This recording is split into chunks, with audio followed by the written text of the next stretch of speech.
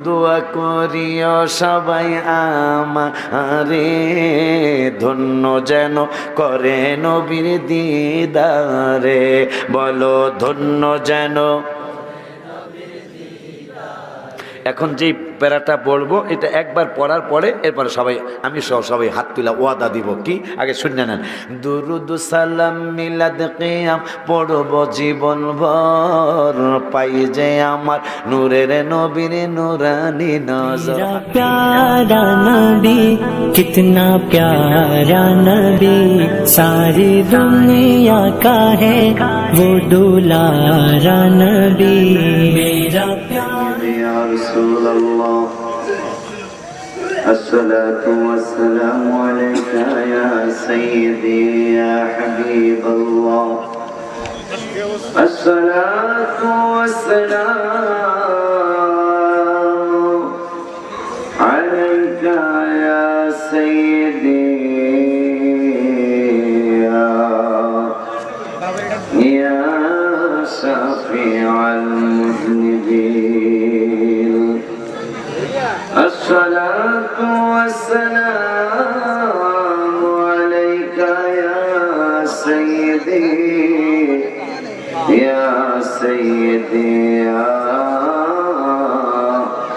रहमतल लिल आलमीन व अला आलिका व अस्हाबिका या राहतिल आशिकीन। अल्हम्दुलिल्लाहि रब्बिल आलमीन वल आक़िबतु लिल मुत्तक़ीन। अस्सलातु वस्सलामु अला मन काना नबिय्या व आदम बैनल माइ वत्तीन।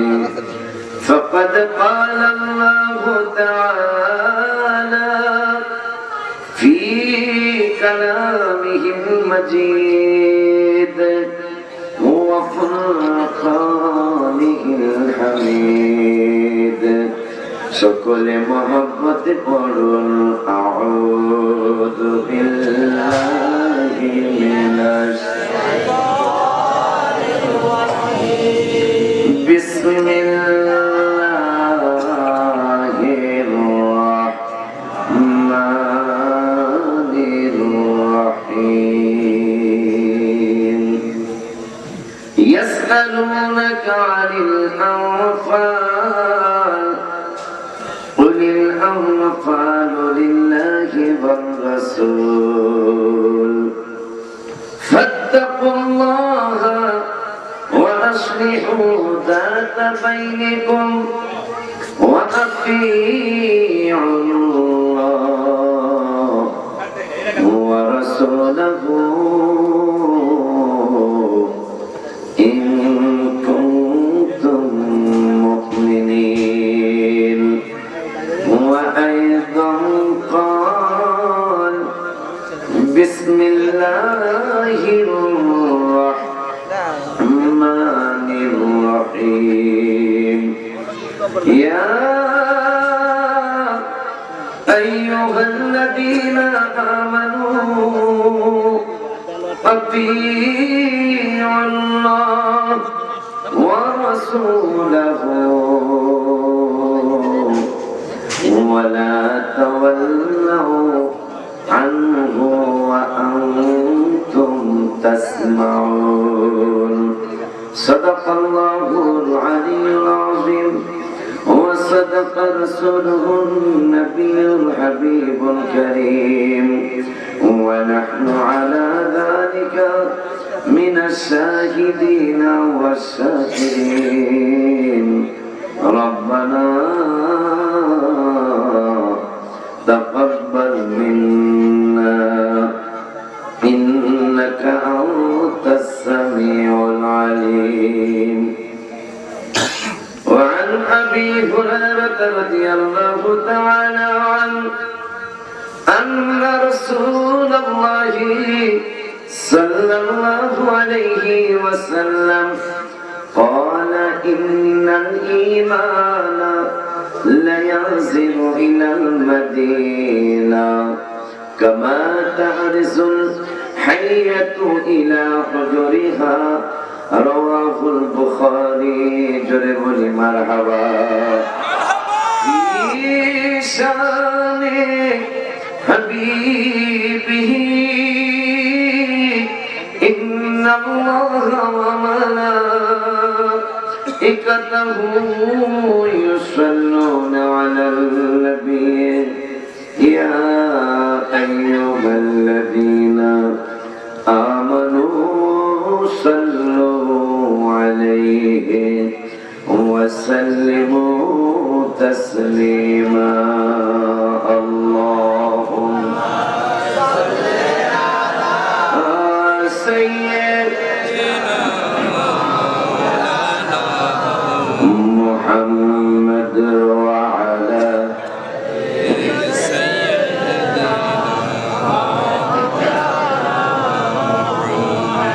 একটা দুঃখের কথা বলি দুঃখের কথা হলো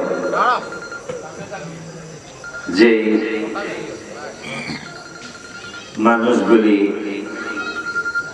আমি আসার সময় দোকানে দেখে আসলাম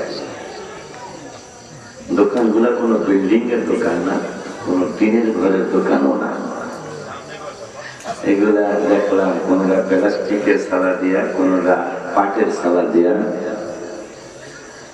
বসে খাওয়ার জায়গা নেই বাদামের দোকান ফুলের দোকান কোটকড়ি এই আরো কিছু দইও দেখলাম যে মানুষগুলি দোকানের সামনে এরা প্রত্যেকটা মানুষ কোন বাড়ির থেকে বলে আসছে মা আমি ওয়াজ শুনতে চাই মা বারবার বলছে বাবা 2 বছর পর স্কুল করছে মাদ্রাসা করছে ওয়াজ শুনতে পারবা বাচ্চা দেখে বললো মা বললো হুজুর অনেকদিন পর মজুমদার বেরিয়ে আসছে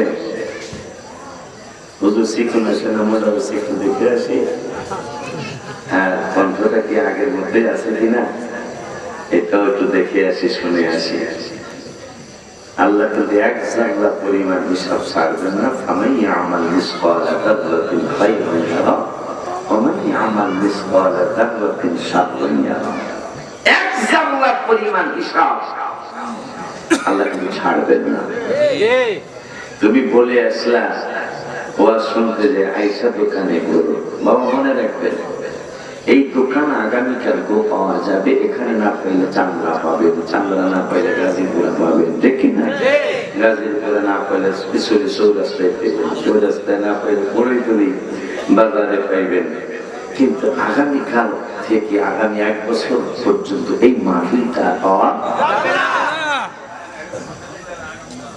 এই মাহফিলটা কিন্তু আর পাওয়া যাবে না কিন্তু বাদামের দোকান দুধের দোকান আগামীকাল পাওয়া যাবে সেই জন্য যুবকরা তোমরা অনেকে ছাত্র বাবারা আসো 2-4টা কথা মায়ের জন্য নিয়ে যাই 2-4টা কথা তোমার বড় ভাইয়ের জন্য ছোট বোনের জন্য নিয়ে যাও কারণ এখানে কিছু নেওয়ার জন্য আসতে হয় মাহফিলে আমরা তো আসলে হাজার হাজার ওয়াজ হয় কিন্তু হেদায়েত কিন্তু হাজার হাজার হয় না এই যে দেখেন এই যে বললাম প্রত্যেকটা বাবা কিন্তু বাড়ির থেকে নিয়ত করে বের হয়েছে মাহফিল শুনবো কিন্তু অনেকেই দেখবেন ওই দোকানে ঘুরে ফিরে বাড়ি চলে যাবে তা আল্লাহ সকলকে আসার তৌফিক দান করুক সকলে আমিন করুন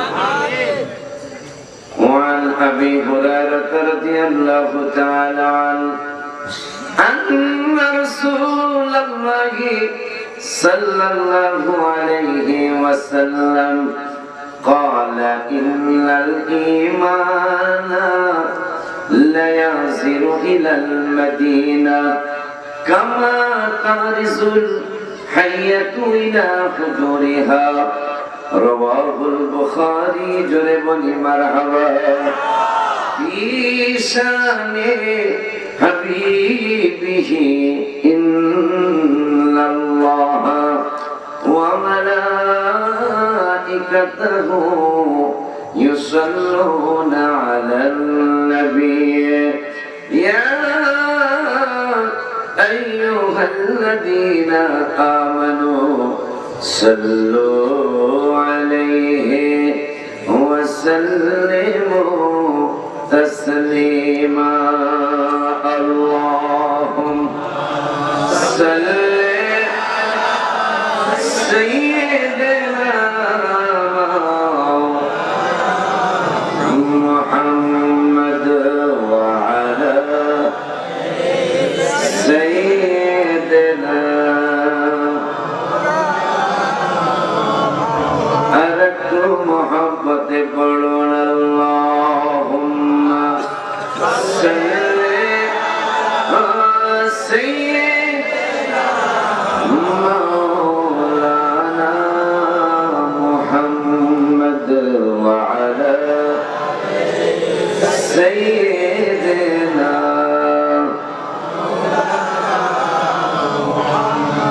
خيالي ما سوا दिल से मिटा दो या रसूल अल्लाह हिजाबे जुल्मत बसरी उठा दो या रसूल अल्लाह अल्लाहुम जोरे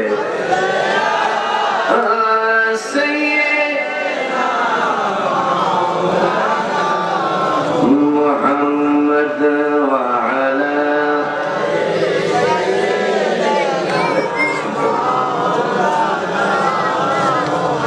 لا إله إلا الله لا إله إلا الله لا إله إلا الله لا إله إلا الله لا إله إلا الله لا إله إلا الله لا إله إلا الله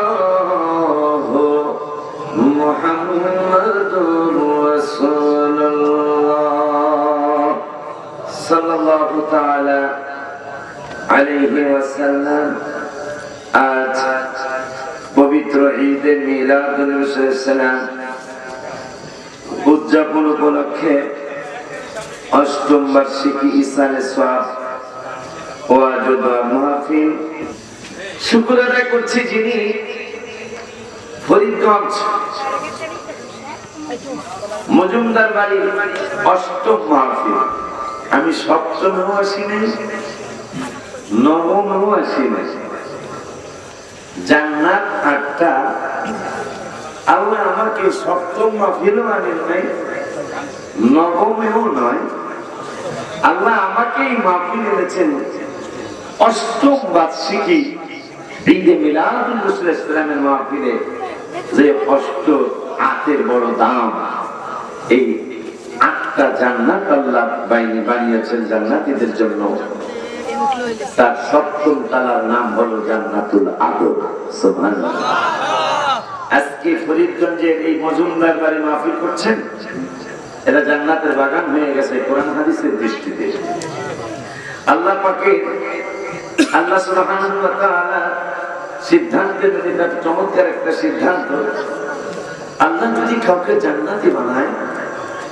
জান্নাতে ঢোকানোর নিয়ম আছে কিন্তু জান্নাত থেকে বের করার নিয়ম নাই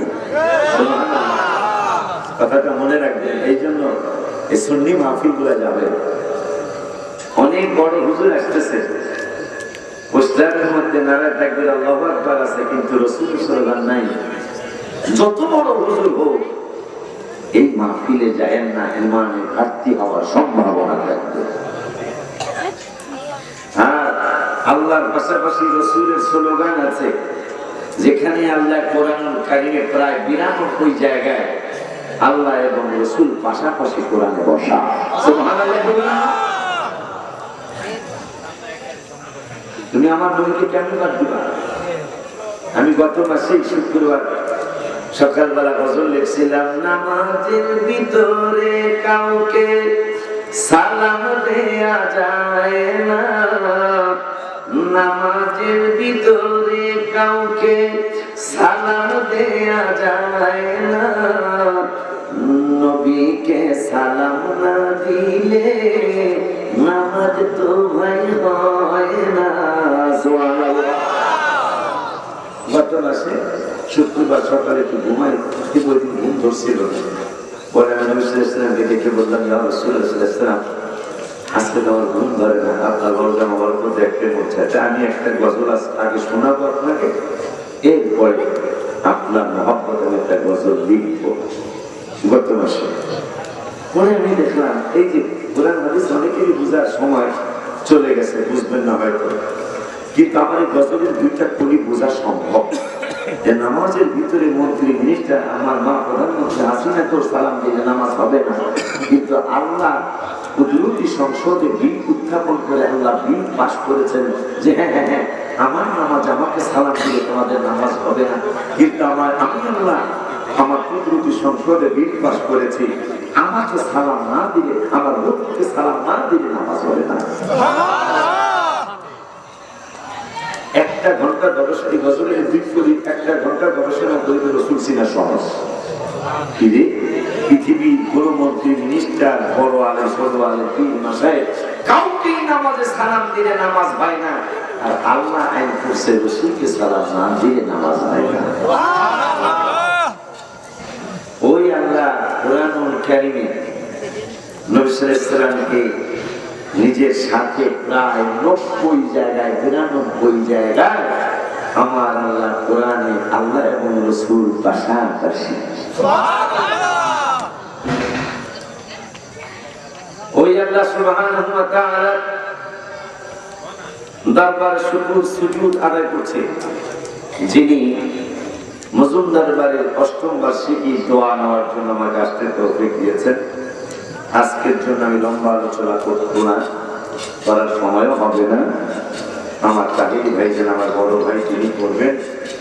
আমার পরে মিজানুর রহমান সাহেব আছেন, আপনাদের আগে চাপ করে দিই, সাজা ভাই আছেন, তাদের আলোচনা আপনারা শুনতে পারবেন ইনশাআল্লাহ। আজকের জন্য আগে ক্ষমা চেয়ে নিলাম। বাবা, পৃথিবীতে একদিন আমরা ছিলাম না, এখন আছি, আবার কিন্তু আমরা চলে যাব নাকি থাকবেন? যদি হাতু দেখতে আমি যাবো না,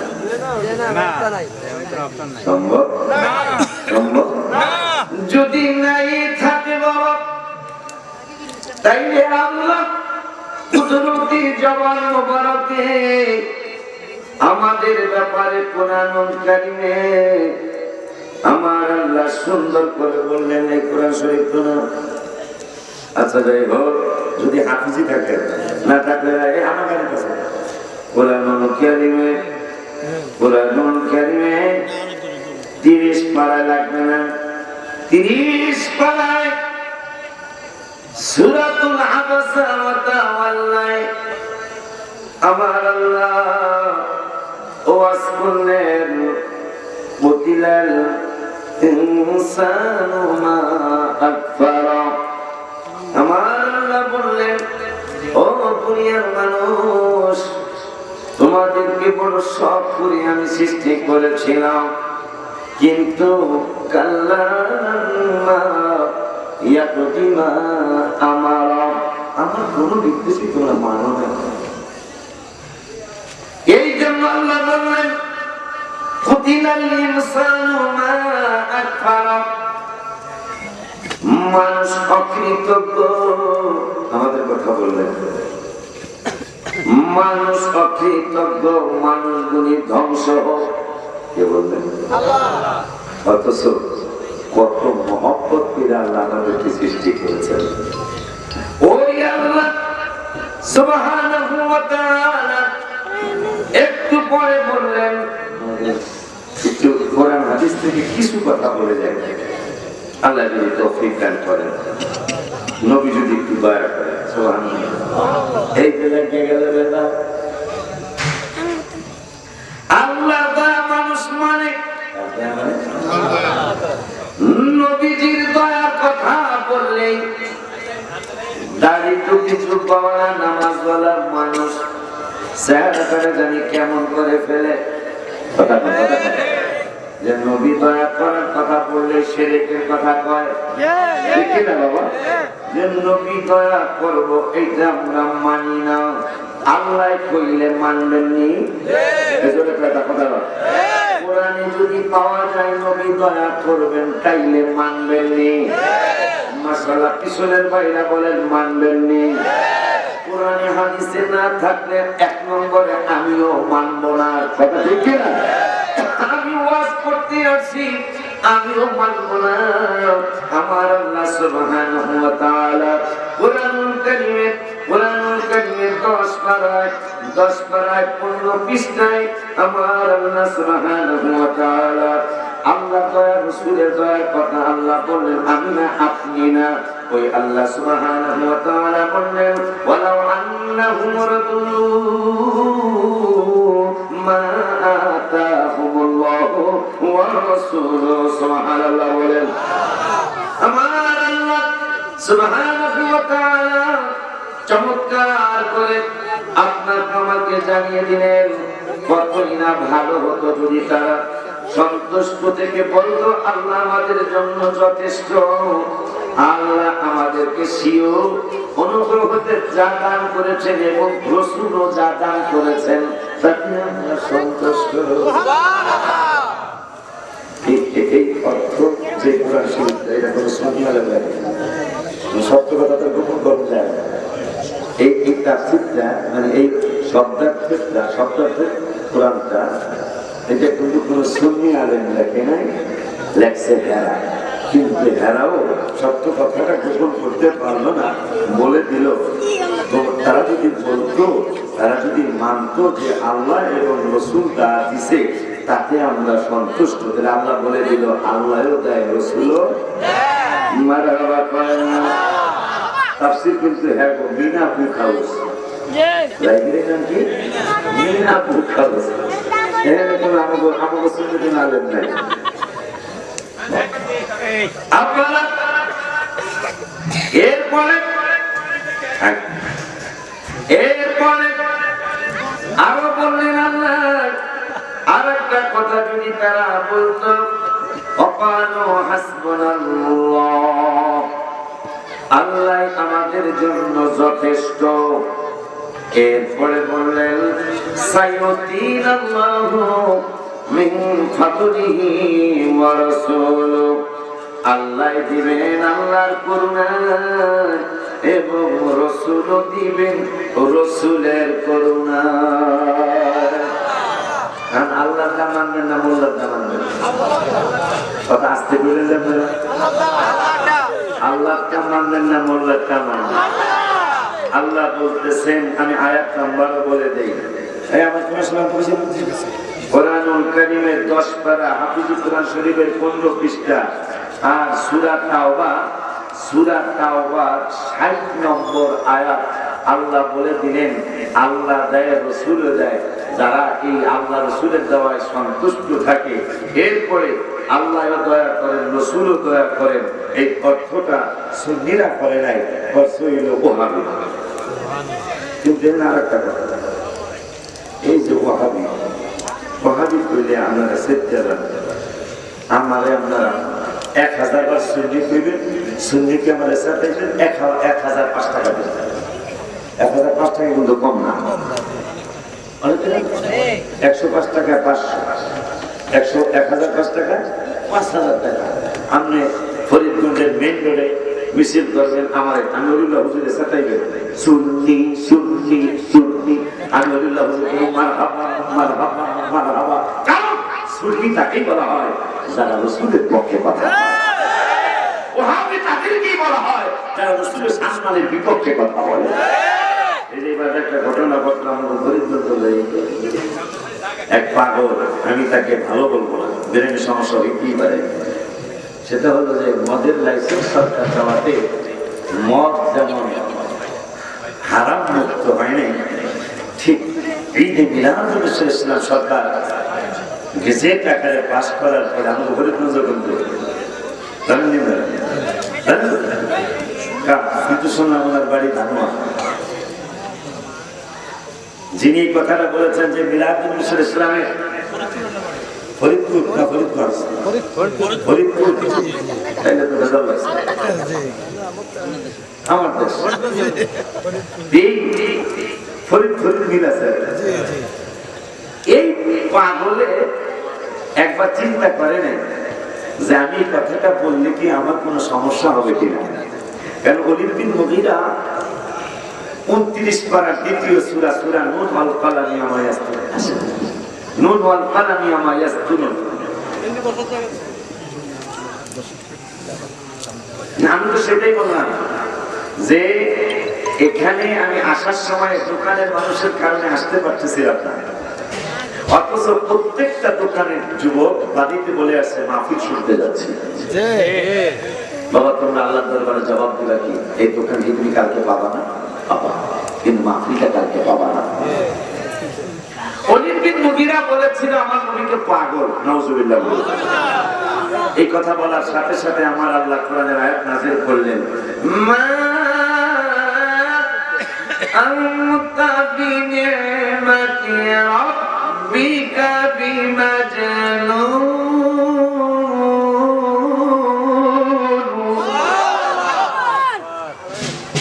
আল্লাহ বলে দিলেন নো, আমি আল্লাহর অনুগ্রহে আমার হাবিব মাজনুন নন। সুবহানাল্লাহ। তবে আমার হাবিব মাজনুন নন, তার মাজনুন মানে পাগল, পাগল নন, তারপরে তুই বিয়াদব যেহেতু আমার নবীকে পাগল করছস, তোর যে 10টা দোষ আছে এতদিন আমি গোপন রেখেছিলাম, আমার হাবিবের সাথে বিয়াদবি করছিস, আমি আজকে তোর 10টা দোষ আমি পৃথিবীতে প্রকাশ করে দিব এবং কোরআনে ঢুকিয়ে দিব। কিয়ামত পর্যন্ত কোরআন থাকবে আর মানুষ তোর চরিত্রের ব্যাপারে জানবে। আল্লাহ বলে দিলেন, ফালা তুতিল মুকাদ্দিবিন ওয়াদু লাউ তুদহিনু ফায়ুদহিনুন ওয়ালা তুতি কুল্লা হাল্লাফিন মাহিন হাম্মাজিম মাশাইন বিনামিন মান্নাইন লিল খায়রি মুতাদিন আফিন উতুল্লিম বাদা যালিকা জানিল। আমার নবীকে একবার পাগল বলেছেন, নাউজুবিল্লাহ পড়েন। আমার আল্লাহ 10টা দোষ বলেছেন, লাস্টের 10টা বলেছেন তার জন্মের সমস্যা। কে বলেছেন? কে বলেছেন? আল্লাহ বলেছেন তার জন্মের সমস্যা। এখন ওলীদ বিন মুগীরা তার নাম। এই ওলীদ বিন মুগীরা রাস্তা দিয়ে যায়, আবু বকর সিদ্দিক রাদিয়াল্লাহু আনহু সহ অনেকগুলি সাহাবীদের সাথে কথা বলছেন, নসিহত করছেন। হঠাৎ করে ওলীদ বিন মুগীরা কাছে যায় বলতেছেন, ও আবু বকর, তোমার যে নবীর কাছে তোমরা বায়াত গ্রহণ করেছো, এই নবী নাকি গোপন খবর জানে? কয় না, ইয়েস, হ্যাঁ, আমার নবী গোপন কথা জানে, গায়েবের কথা জানে। যদি জানে তাইলে বলতে পারো আমার বাবার নাম কি? নবী সাল্লাল্লাহু আলাইহি ওয়াসাল্লামকে আবু বকর সিদ্দিক বললেন, ইয়া রাসূলুল্লাহ সাল্লাল্লাহু আলাইহি ওয়াসাল্লাম, এই পাগলা জানতে চেয়েছে তার বাবার নাম কি? নবী সাল্লাল্লাহু আলাইহি ওয়াসাল্লাম বললেন, তার বাবার নাম হইল হুযাফা। সুবহানাল্লাহ। বাবার নাম কি? হুযাফা। আমি ওই প্রত্যেকটা নাসিহত হয় নাই, হয় নাই, হয় নাই, কার পিছনে করতেছো? নবী সাল্লাল্লাহু আলাইহি ওয়াসাল্লাম বললেন, কি বললো আবু বকর, আপনি নাকি নাম মোবারক নাম বলছেন, বাপের নাম, এক বাপের নাম নাকি মুগীরা, আপনি বলছেন হুযাফা, হয় নাই বলে। এটা আমারটা সত্য না ওরটা সত্য, ওর মায়ের কাছে যাইতে বলো। এখন মায়ের কাছে যায় ওলীদ বিন মুগীরা, মা তোরে কাটকালবা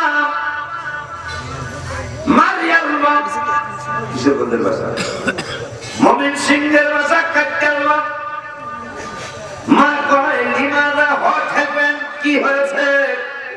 কয়, মা আগে বলো রহমাতুল আলামিন সত্য নাকি তুমি মায়ের সত্য? বাবা প্রশ্ন করলি কেন? প্রশ্ন করলাম, ঘটনা তো বিশাল একটা দুর্ঘটনা ঘটে গেছে। হাজার হাজার বার মুগিরারে আব্বা বললাম, বাবা বললাম, ডেডি বললাম, কত কিছু কইলাম। ও মা, আজকে রহমাতুল্লিল আলামিন নুরানি জবান মোবারকে বলেছেন, আমার বাপ নাকি মুগিরা না, আমার বাপ নাকি হুযাফা। মা ডেকে বলল, বাবা ওই নবীর উপর আমরা ঈমান না আনলেও একদিন নয়, 2 দিন নয়, 5 দিন নয়, 1 বছর নয়, 2 বছর নয়, একটা না 40টা বছর যেই নবীকে আমরা আল আমিন বলে সত্যবাদী বিশ্বাসী বলে ডেকেছি, আজকে 40 বছর পরে তোর বাবার নাম সে প্রকাশ করে দিল। আসলে তোর বাবা মুগিরা না, আসলে তোর বাবা হইল হুযাফা। কেমনে আমার এই হাজার হাজার লাখ লাখ বাপ বাপ বললাম, আজকে তুমিও কইতেছো রহমতুল্লাহ আলামিন সত্যই কইছে। এটা কেমনি কি হইল? তোর বাপের অঢাল সম্পদ ছিল, কিন্তু সন্তান জন্ম দেওয়ার ক্ষমতা আমি অন্য এক ছেলের সাথে নাউজুবিল্লাহ বড় অবৈধ সম্পর্ক করে, যার যে ছেলেটার নাম ছিল হুযাফা। আমি চিন্তা করলাম, এই আমি আর তোর বাপে বইটা গেলে গা এই সম্পদ অন্য মানুষের খাবে, এই জন্য যা বৈধ হোক আর অবৈধ হোক আমি তার সাথে মিলামিশা করছিলাম। যার সাথে মিলামিশা করেছি এর নামটা হইল হুযাফা। প্রমাণ হয়ে গেল নবীজির সাথে বেয়াদবি করলে তাদের জন্মের সমস্যা। কথা বলেন। যেই ভাই বলল আমি গালি দিব না, কারণ তার সাথে আমার ঝগড়া নাই, তার সাথে আমার মারামারি নাই, লেনদেন নাই, তারপর আমাকে হক কথা বলতেই হবে। হক কথা না বললে আল্লাহ জিহ্বা কেটে দিবেন কিয়ামতের ময়দানে। যে মদের লাইসেন্স সরকার দেওয়াতে মদ যেমন হালাল হয়ে যায় নাই, ঈদে মিলাদুন নবী সরকারকে যে টাকায় পাস করাতেও মিলাদুন নবী বেদাত মুক্ত হয়ে যায় নাই। যদি তাই হয়, ওলিদুল মুগিরার মতো তোমার তো একটা চরিত্র এখানে প্রমাণ হয়ে যাবে। বাংলা দলিল দিচ্ছি আমি, সেটা হলো তোমার যে জন্মের সনদ কোরআনেও দেয় নাই, হাদিসেও দেয় নাই। তোমার জন্মের সনদ কোরআনে দেয় নাই, হাদিসেও দেয় নাই। বাংলাদেশের সরকার যদি এই যে মিলাদুন নবী সরকারিভাবে পাস করার কারণে যদি বেদাত মুক্ত না হয়, তাইলে তুমি হুজুরের জন্ম তো বেদাত হয়ে গেল। পারলে আমার এই কথা ফিরান, আমি বসে আছি পর্যন্ত সারা রাত থাকবো। আমার এই কথা যদি ঘুরাইতে পারেন ঘুরান, কারণ সরকার মিলাদুন নবী সাল্লাল্লাহু আলাইহি ওয়াসাল্লাম ঘোষণা করলো, এরা যদি বেদাত মুক্ত না হয়, ওই সরকার যে তোমার জন্মের সনদ দিয়েছে, ওই সরকার তোমার ন্যাশনাল আইডি কার্ড দিয়েছে, যদি তুমি সরকারের এই ঈদে মিলাদুন নবী সাল্লাল্লাহু আলাইহি ওয়াসাল্লাম এই কথা তুমি না মানো, তুমি কি জানো তোমার মতো নুনগুলা সন্ন্যাসী ইসলামী ফাউন্ডেশনের চাকরি পেয়েছে? ধর্ম মন্ত্রণালয়ের শ্রেষ্ঠ শ্রেষ্ঠ শীর্ষ শীর্ষ আলেমেরা বোর্ড বসে কোরআন হাদিস ইসমাতিয়াস গবেষণা করে এরপরে সরকার হাসিনাকে প্রেসিডেন্টকে বলেছে, হ্যাঁ এটা গেজেট পাস করা যায়।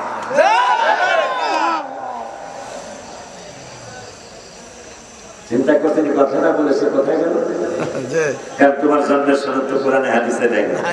তোমার ন্যাশনাল আইডি কার্ড যেটার কারণে চাকরি হয় না, তুমি যে কলেজে বলে চাকরি করে, ওই কলেজে চাকরির জন্য বাংলাদেশ শেখ হাসিনা আর প্রধান প্রেসিডেন্ট বা মানে সরকারের পক্ষ থেকে ন্যাশনাল আইডি কার্ড তোমাকে দিতে হয়েছে, নাইলে তোমার কলেজের চাকরি হয় নাই। তোমার চাকরি বেদা, তোমার জন্ম বেদা, তোমার সবকিছুই বেদা।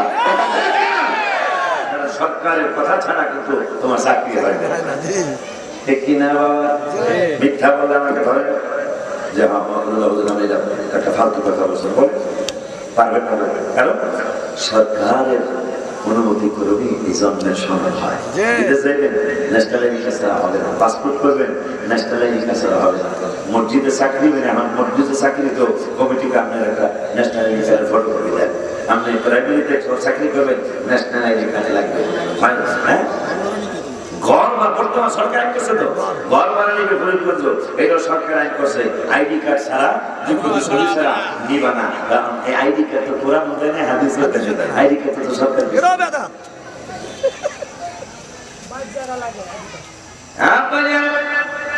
জমি রেজিস্ট্রি করতে তো লাগে। হ্যাঁ বাবাজি, ওই আল্লাহ সুবহানাহু ওয়া তাআলা কোরআনুল কারীমে কোরআন চিনানোর আগে আল্লাহ রাসূল চিনাইছে। সুবহানাল্লাহ। আস্তে কইলে আল্লাহ খুশি হবে, জোরে কোন সুবহানাল্লাহ। আল্লাহটা মানবেন নাকি মোল্লাটা মানবেন? কোরআনুল কারীমের 5 পারার 19 পৃষ্ঠায়, কোরআনুল কারীমের 5 পারার 19 পৃষ্ঠা, সূরার নাম সূরাতুন নিসা। এই সূরাতুন নিসা কত নাম্বার আয়াত তাও বলে দেখাইলে আমার ভাইরা জানবে। আমার ভাইরা তোমাদেরকে আহ্বান করে যায়, সূরাতুন নিসার 136 নম্বর আয়াত। আমার আল্লাহ ওয়াজ করলেন, বিসমিল্লাহির রহমানির রহিম, ইয়া আইয়ুহাল্লাযীনা আমানু আমিনু বিল্লাহি ওয়া রাসূলিহি। আমরা বলতেছি আমার বুঝে পারলাম, মতি ভাই আমার বুঝে আসে না, আমার খাজা জুবাইর ভাই বুঝে আসে না। ঈমানদার তো হয়ে গেলাম আল্লাহকে মেনে, রাসূলকে মেনে। এখন আমার আল্লাহ তা ঈমানদারের, আমি আল্লাহ আবারও তোমাদেরকে নির্দেশ করছি, আবারও আমিনু বিল্লাহি ওয়া রাসূলিহি। আগে তো ঈমান আনছো, আবারও ঈমান আনার জন্য আমি আল্লাহ তাকিদ দিচ্ছি। সুবহানাল্লাহ। ইগো আল্লাহ, আমি তো ঈমানদার, আবার ঈমান আনার জন্য তুমি তাকিদ দিচ্ছ, এইটা বুঝলাম না মাওলা। আমার আল্লাহ এই কাল কোরআনের এক আয়াতের ব্যাখ্যা আল্লাহ আরেক আয়াত দিয়া করেছেন। এক পারার 2 পৃষ্ঠার লাস্টের আয়াতে, আগের আয়াতে যে ঈমানদাররা তোমরা আবারও ঈমান আনো, ঈমানটারে আবারও মজবুত করো।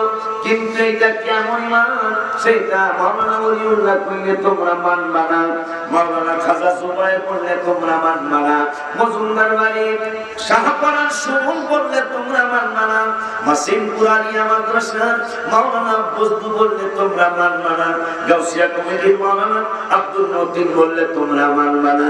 এখন কোন ভাবে ঈমানদাররা আবারও ঈমান আনতে হবে? সেই ঈমানটা কেমন ঈমান? আশিকি বললে তোমরা মানবা না। এই জন্য আমি আল্লাহ এক পারার 2 পৃষ্ঠার লাস্টের আয়াতের আগের আয়াতে বলে দিচ্ছি, ওয়া ইযা কিনা লাহুম আমিনু কামা আমানান নাস। তোমাদের পূর্বে সাহাবা আজমাইনরা, তোমাদের পূর্বে প্রথম যুগে মুমিনেরা যেই রকম ঈমান এনেছিল, তোমরা ওই রকম ঈমানদার হও। সাহাবীদের ঈমানের কথা বললেন আল্লাহ। সাহাবা আজমাইনদের যেমন ঈমান ছিল, তোমরা ওই রকম ঈমান আনো। সাহাবীদের ঈমানটা অন্তত 2-4টা বলে যায়। নবীজি জাবেরের বাড়িতে, বুখারীর হাদিস, জাবের রাদিয়াল্লাহু আনহুর বাড়িতে থুতু মোবারক মারলেন গোশতের তরকারিতে। সাহাবীদের ঈমান, জীবনের শ্রেষ্ঠ তরকারি আজকে হবে কয় কেন? আজকে গোশতের তরকারির মধ্যে আলাদা মশলা। অথচ তাহিরি ভাইজান, আমার আলিমুর রহমান তাহিরি শাহপরান সুমন আমার ভাইজানের সন্তান, রুহানি সন্তান, আমার ভাতিজা হয়ে গেল ভাইজানের হিসাবে। তাহিরি ভাইয়ের হিসাবের যতই ভালোবাস, যদি মুরগির তরকারিতে স্যাপ মাইরা সুমন খায়ালাও, খাইব তো না, ওই পারলে হুজুরের সাথে খারাপ আচরণ করবো। ভিতরে বৌমাকে যে বলবে, আমাদের মেয়েকে যে বলবে, হুজুরের ভালো জানছে না, হুজুরের এইরকম মিশু মনে, হ্যাঁ আমার স্যাপ মাইরা খায়ালা। আর সাহাবীদের আকীদা, বুখারী শরীফের হাদিস, 1000 সাহাবী জাবের দেখতে ইসলামের চেহারা মোবারক মলি জাবের কাঁদো কাঁদো অবস্থায় নবী হোক মনে হয় আপনার ক্ষুধা লেগেছে, মনে হয় আপনার ক্ষুধা পেয়েছে গো নবী। যদি আপনি বলেন আমি একটু পাক শাক করতাম। নবী সাল্লাল্লাহু আলাইহি ওয়াসাল্লাম বললেন, জামির ও জামির, কত জনের হবে? 5-10-20 জনের হতে পারে। নবী সাল্লাল্লাহু আলাইহি ওয়াসাল্লাম ডেকে বললেন, সাহাবীরা, আমার জাবির তোমাদের সকলকে দাওয়াত করেছে। সুবহানাল্লাহ। জাবির টেনশনে পড়ে গেলেন। বুখারীর হাদিস, নবী অন্তরের কথাও জানেন। সুবহানাল্লাহ। জাবির টেনশনে পড়ে গেল। নবী সাল্লাল্লাহু আলাইহি ওয়াসাল্লাম মুহূর্তের মধ্যে বুঝে ফেললেন। জাবিরকে বললেন, জাবির, টেনশন করো না, তোমার মজুমদার বাড়ি এলাকায় গ্রামের নাম কি এটা?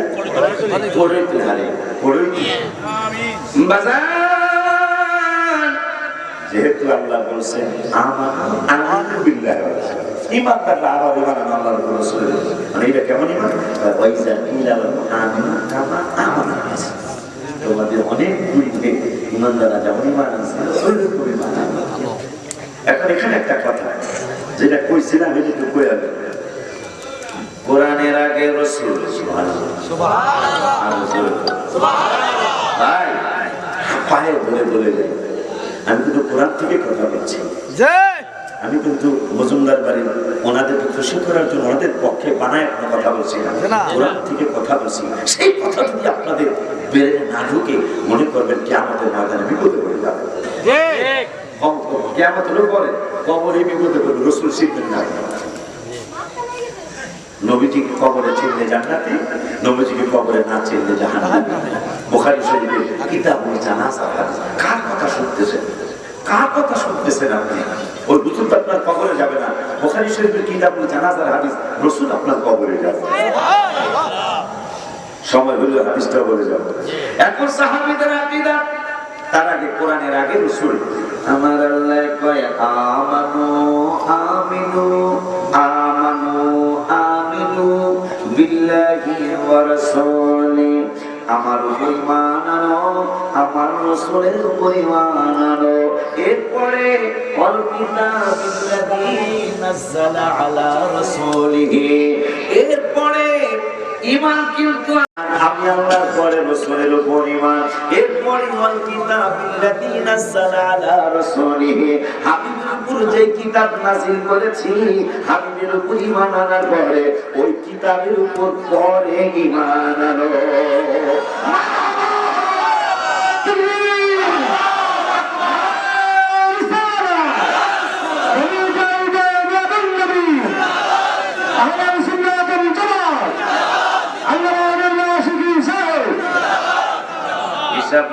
হিসাব রাখেন 5 পারা 19 পৃষ্ঠা সূরা নিসার 136 নম্বর আয়াত। আল্লাহ বলে দিলেন কোরআনের আগে আমার রাসূল ছিল। সুবহানাল্লাহ। এখন 9 পারা 9 পৃষ্ঠা সূরার নাম সূরাতুল আরাফ। আরেকটা দুইটা হইলে আরো মজবুত হলো না? কোরআন আজকে এত বড় বড় ইসলামী দল বিজয় হয় না কেন? বিজয় কেন হয় না? কোরআন থেকে জেনে নেন। আমার আল্লাহ সুবহানাহু ওয়া তাআলা কোরআনুল কারীমে 9 পারা হাফিজুল কোরআন শরীফের 9 পারা 9 পৃষ্ঠা সূরাতুল আরাফের 157 নম্বর আয়াত আমার আল্লাহ ওয়াজ করলেন, ফাল্লাযীনা আমানু যারা আমার হাবিবের উপর ঈমান আনে, ওই হাবিবের উপর ঈমান আনা মানুষগুলি ঈমান আনার পরে তোমরা সাথে সাথে কোরআন মানতে যাও না। ঈমান আনার পরে ওয়াজ্জাবহু, আমার হাবিবের তোমরা তাজিম করো, তাকরীম করো, সম্মান করো। ওয়ানাসরুহু, শুধু তাই নয়, শুধু তাজিম করলেই হবে না, আমি আল্লাহ তোমাদেরকে বলে দিচ্ছি আমার বন্ধুকে সাহায্য করো। 3 নম্বরে বললেন সুবহানাল্লাহ। 5 পারায় পাইলাম নবীর পরে কোরআন। এখন আবার 9 পারা 9 পৃষ্ঠায় সূরাতুল আরাফের 157 নম্বর আয়াত আল্লাহকে নবীর উপর ঈমান আনো, নবীর উপর ঈমান আনার পরেই আমার কোরআন মানতে যাইও না। আমি আল্লাহ বলে দিলাম নবীর উপর ঈমান আনার পরে ওয়াজ্জারুহু, আমার নবীকে সম্মান করো, ওয়ানসুরুহু, নবীকে সাহায্য করো। আমি আল্লাহ ঈমানের দাওয়াত দিলাম প্রথম, এরপরে নবীর সম্মানের দাওয়াত দিলাম দ্বিতীয়, নবীর সাহায্যের দাওয়াত দিলাম তৃতীয়, এখন আমার কোরআনের দাওয়াত দিচ্ছি আমি আল্লাহ। ওয়াত্তাবাউন নূরাল্লাযী উনজিলা মাআহু, এখন নবীরে মানছো, নবীরে সম্মান করছো, নবীরে সাহায্য করছো। এখন তুমি আমি আল্লাহ ওয়াত্তাবাউন নূরাল্লাযী উনজিলা মাআহু, যেই কোরআন হাবিবের উপর নাযিল করেছি, সেই নূরের উপর, এই কোরআনের উপর, এই কোরআনের ইত্তেবা করো তোমরা। যদি তাই হয় যে আমার রাসূলের ঈমান, রাসূলের উপর ঈমান আনার পরে রাসূলের সম্মান করবা, রাসূলের সাহায্য করবা, এরপরে যদি তোমরা কোরআন মানো, তাইলে আমি আল্লাহ একটা ওয়াদা দিচ্ছি, উলাইকা হুমুল মুফলিহুন, তোমরা বিজয় হয়ে যাবে। আজকে কোরআন মানে কিন্তু রাসূলের সম্মানের কথা বলতেই তাদের একটা সুলকানি ওঠে। কথা বলে পরিমন্দির গুলা, সরিমন্দির নন্দার গুলা শুনতে একটা নবী বলে এর মতো। দেখেন আজকে বড় বড় ইসলামী দল বিজয় না হওয়ার কারণ হলো আল্লাহ যেভাবে বলছে ইসলাম মানতে, তারা সেইভাবে মানে না। আল্লাহ বলছেন নবীর উপর ঈমান আনার পরে নবীরে সম্মান করো, এরপরে রাসূলকে সাহায্য করো, এরপর আমার কোরআনে ঢুকে যাও, তাই তোমরা বিজয় হবে। সুবহানাল্লাহ। এখন এরা ঈমান আনার পরে কোরআনের দোহাই, বিপ্লব বিপ্লব, ইসলামী বিপ্লব, কোরআন ছাড়া অন্য কিছু মানি না। নাউজুবিল্লাহ। এক নম্বরে নামাজ পড়া যাবে। যদি বলা হয় কেউ বলে যে কোরআন ছাড়া অন্য কিছু মানি না, এক নম্বরে নামাজ পড়া যাবে না, দুই নম্বরে যাকাত দেওয়া যাবে না। কারণ কোরআনে নামাজের কথা বলা হয়েছে, নামাজ কেমনে পড়বো তা কোরআনে নাই, সেটা নবীর জন্য আল্লাহ রেখে দিয়েছে। কারণ আল্লাহ তো যেহেতু কইছে আকিমুস সালাত, নামাজ কায়েম করো, কেমনে কায়েম করতে হবে যাকে আল্লাহ করতে পারতো না। যেহেতু নামাজের কথা কইছে, নামাজ কেমনে পড়তে হবে, রুকু কেমনে দিতে হবে, সিজদা কেমনে দিতে হবে, এটা কি কোরআনে করতে পারতো না? পারতো। আমরা ওয়াজ বুঝতেছি পারতো, কিন্তু আল্লাহ কয় না কেন যে বাকিটা আমার রাসূল বলবে, আর পাবলিক হাবিবের উম্মতেরা রাসূল চিনবে যে সর্বনাশ, আল্লাহ নামাজ কেমনে পড়তে হবে আল্লাহ কইলো না, আমার রাসূল শিখাইছে, তাই রাসূল করলো। রাসূল গেল 9 পারা, 9 পারা পাইলাম ঈমানের পরে রাসূল, রাসূলের পরে কোরআন। ওই আল্লাহ কোরআনুল কারীমের 26 পারা, 26 পারা 10 পৃষ্ঠায়, 26 পারা 10 পৃষ্ঠায় লাস্টের আয়াত আমার আল্লাহ ওয়াজ করলেন, পাইছি আমার আল্লাহ ওয়াজ করলেন। সূরার নামটাও অনেকে ফোন করছে, হুজুর সাহেব সারা ভাই ফোন করছে যে হুজুর আমরা তো অনেকে নজরে না কোরআন শরীফ করছি, আমরা যখন কোন অমুক পৃষ্ঠা আমরা খুঁজে পাই না, আয়াত নাম্বার পেলাম না, পাবো। এই জন্য ওই দিন থেকে আয়াত নাম্বার বই এখন কোরআনুল কারীমের 26 পারার হাফিজি কোরআন শরীফের 10 পৃষ্ঠা, সূরার নাম সূরাতুল ফাতহ। এই সূরাতুল ফাতহর লাস্টের আয়াত মানে 9 নম্বর আয়াত। আমার আল্লাহ আবার রাসূলের পরে ইবাদতের দাওয়াত দিলেন। আল্লাহ কয় যে তুমিনু বিল্লাহি ওয়া রাসূলি, ঈমান আনো আল্লাহর উপর, ঈমান আনো রাসূলের উপর। এরপরে কয় আনসো ঈমান, এখনো ইবাদতে যাও না, কারণ আমি আল্লাহর সিস্টেমটা শিখে রাখো। কোরআনের কথা তো মাওলানা ওলিউল্লাহ নয়, কোরআনের কথা তো মজুমদার বাড়ির কারো কথা নয়, কোরআনের কথা তো কাস্তানা দরবার শরীফের পৃষ্ঠা হুজুরের কথা নয়, কোরআনের কথা খাজা জুবাইরের কথা নয়, কোরআনের কথা ফরিদগঞ্জের মেমরের কথা নয়। আমার আল্লাহ কয় আমি 5 পারায় কইছি তোরা বুঝছ নাই, 9 পারায় কইছি বুঝছ নাই, এখন 26 পারায় কইতাছি। আমার আল্লাহ কয় 26 পারাটা না বুঝলে 28 পারায়ও কবো। পাগলেরা পাগলারা তিতা মিঠা বোঝে না, পাগলা বুঝিলা ফিরিও না। বাবা আমি তো পৃষ্ঠা নাম্বার সহ আয়াত নাম্বার সহ বলতেছি। গজলের বই লইয়া পেয়েছি 257টা গজল এটার মধ্যে আছে। আলহামদুলিল্লাহ বলুন। নামাজের ভিতরে কাউকে সালাম দেয়া যায় না, নামাজের ভিতরে দিলে সালাম দেয়া যায় না, নবীকে সালাম না দিলে নামাজ তো ভাই হয় না, নবীকে সালাম না নামাজ তো ভাই।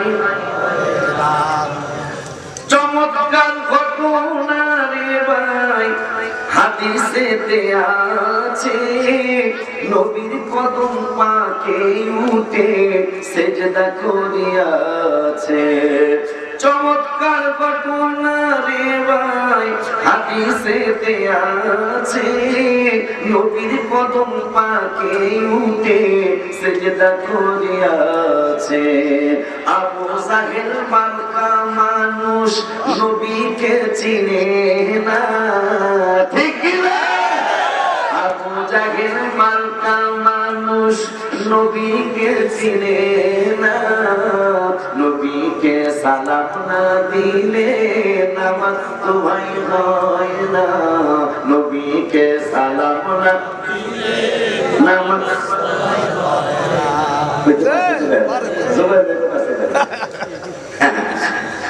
খায়রুত তাবিঈ যার নাম অস্মরণীয় আছে, নবীর প্রেমে দাদগুলি সব ভাঙিয়া ফেলেছে। ওমান কত বছরের আগের বছর একটানা 2 বছর আমি ঈদে মিলাদুন নবী সাল্লাল্লাহু আলাইহি ওয়াসাল্লামের প্রোগ্রামে ওমানে গিয়েছিলাম। এই জন্য এই বাজানের মাজার শরীফ আমি জিয়ারত করে আসছি। পাহাড়ের উপরে মায়ের খেদমতের জন্য হাবিব সাল্লাল্লাহু আলাইহি ওয়াসাল্লামের সাথে দেখা করতে যেতে পারে, আমি গিয়ে স্থির থাকতে আমার কষ্ট হয়েছিল। আল্লাহ খায়রুত তাবিঈ যার নাম অস্মরণীয় আছে, নবীর প্রেমে দাদগুলি সব ভাঙিয়া ফেলেছে। ওমান সালাতে মাজার জিয়ারত করো না, ওমান সালাতে জিয়ারত করো না, নবীকে সালাম না দিলে নামাজ তো ভাই হয় না, নবীকে সালাম না দিলে নামাজ তো ভাই হয় না। ওলিউল্লাহ আরজি জানাই আল্লাহর দরগায়, পাপরাশি মোর ক্ষমা করো নূর নবীজির উসিলায়, মরণের দিন থাকি যেন সোনার মদিনা, মরণের দিন থাকি যেন সোনার মদিনা, নবীকে সালাম না দিলে নামাজ তো ভাই হয় না। আমার সামনে অনেকগুলি লোক বসতে পারবে বাবা, যারা পরে আসছেন সাইডটা চলে আসেন, আমার সামনে 30-40 জন লোক বসতে পারবে আমার সামনে দিয়ে। নামাজের ভিতরে কাউকে সালাম দেয়া যায় না, নামাজের ভিতরে কাউকে সালাম দেয়া যায় না, নবীকে সালাম না দিলে নামাজ তো ভাই হয় না, নবীকে সালাম না দিলে নামাজ তো ভাই হয় না। আমার অন্তরের কথাগুলি গজলের বইতে লেখা, বন্ধু সাল্লাহ আমার গজলের সাথে সবার গজল মিলবে। আমার নিজের লেখা কোরআনে তো নবীজির শান মুনাফিক দেখে না, কোরআনে তো নবীজির শান মুনাফিক দেখে না, ইমানদার দেওয়ানা যেতে চায় মদিনা, মদিনায় কোনদিন মুনাফিক করা যাবে না। এটা বুখারী শরীফের হাদিস। মদিনায় যেতে হলে ঈমান লাগে, বুখারী হাদিস। আজকে আমার আশা সার্থক হবে। সুবর্ণবাজার জল টেনে নিবে না, আমি দুরূদ সালাম বলে নবী গো, আমি দুরূদ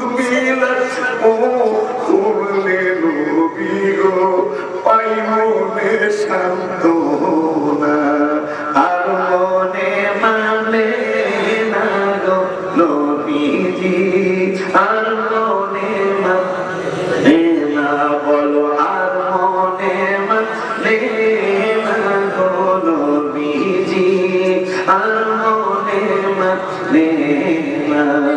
বুঝেছি বুঝেছি আমার কেউ মনে রাখবে না রে বাবা, কেউ মনে রাখবে না। যিনি আমার রাখবে মনে, যিনি আমার রাখবে মনে, সে শাহে মদিনা। আর মনে মানে না গো নবী, আর এই হাবিবের সম্মান বলে অনেক শিক্ষিত লোক এখানে আছে। আজকে নিয়ে যাও হুজুর, এইটা লাভের টাকাটা মাদ্রাসার ছবিটা অপর পৃষ্ঠায় লাস্টের পৃষ্ঠায় দেওয়া আছে। আমার জীবনে যত বিল্ডিং দেখেছি সবচেয়ে বেশি সুন্দর করার জন্য রসুলের বাড়িটা আমি চেষ্টা করতেছি। সুবহানাল্লাহ। আরিফুর রহমান তাহরির ভাইজান আমার বড় ভাই, তিনিও জানেন আমাদের মাদ্রাসার কথা। সুমন সাহেব ফোনেই বলেছেন যে আপনি মাদ্রাসার কাজ করতেছেন, জানি দোয়া করবেন। শুধু এখনো ভিড় দিতে পারি না, 1,21 লাখ শেষ হয়ে গেছে শুধু ডিজাইনের কারণে। 1,21 লাখ টাকা অলরেডি শেষ, এখনো বিম ঢালাই হয় নাই। বৃহস্পতিবার বিম ঢালাই হবে, এরপরে ছাদের সামনে পিলারের পরে ছাদের রড বাঁধা হবে। এক বছরের বইটা 250 টাকা বেশি হয়। এটা কিছু লাভ হয়, এই লাভের টাকাটা আমার মাদ্রাসার জন্য অক্ষ করা। অক্ষ বুঝেন মানে এটা আমি খাই না, এটা আমি খাই না, এইটা আর কি থাকুন বলেন।